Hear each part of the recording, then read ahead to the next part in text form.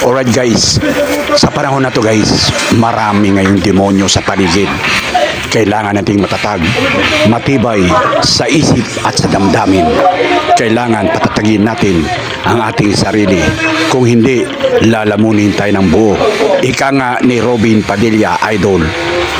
Dibdib mo'y pader, puso mo'y bato upang makayanan mong harapin ang bawat pagsubok sa ibabaw ng mundo. Napakaraming demonyo sa paligid guys. Kailangan handa tayo sa lahat ng panahon.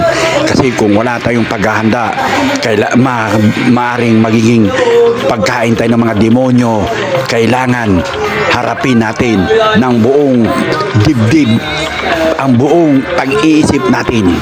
Kailangan tibayan ang bawat damdamin natin upang maharap natin ang mga pagsubok sa buhay. Kaya guys, sabayan nyo na ako upang ating makamit ang tunay tatag na damdamin at kaisipan. Tuloy-tuloy lang kahit pagod na ang ating katawan at isipan. Importante may tatag ang ating tuhod, ang ating dibdib, ang ating puso't isipan upang maharap ang mga demonyo sa mundong ibabaw. Marami sila guys, nag-iikot lang sa paligid natin, naghihintay kung kailan ka manghihina at saka ka sugurin at pasukin. Kaya kailangan sa lahat ng panahon, handa tayong humarap. Anuman ang mangyari, tatag nating harapin. Taas noo, harapin ang bawat pagsubok at laban na daraan sa ating daanan upang makayanan natin ang lahat na ito.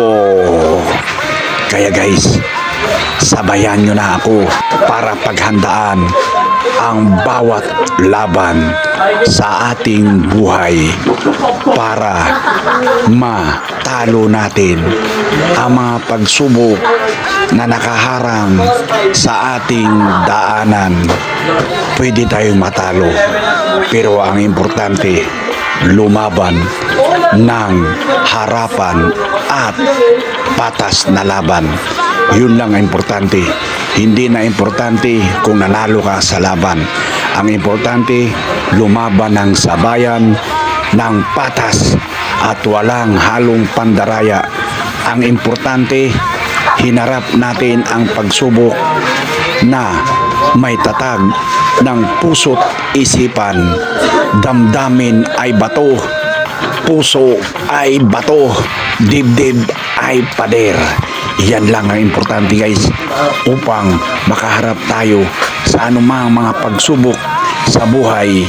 Kung gaano katatag ang kalaban, kahit papaano mabigyan natin ng tamang laban, ng tamang sukat ng lakas at determinasyon para lumaban.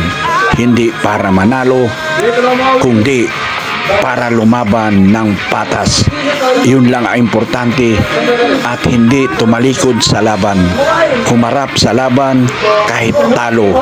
Kaya kailangan sabayan natin ang bawat alon ng buhay. Kahit anong lakas ng alon sa buhay, kailangan matatag ang ating damdamin, ang ating puso. Kailangan nakatayo tayo. Ang tibay ng ating tuhod, ang tibay ng ating panindigan sa buhay ay mapanindigan natin. Walang importante kung manalo man o matalo. Ang importante, lumaban!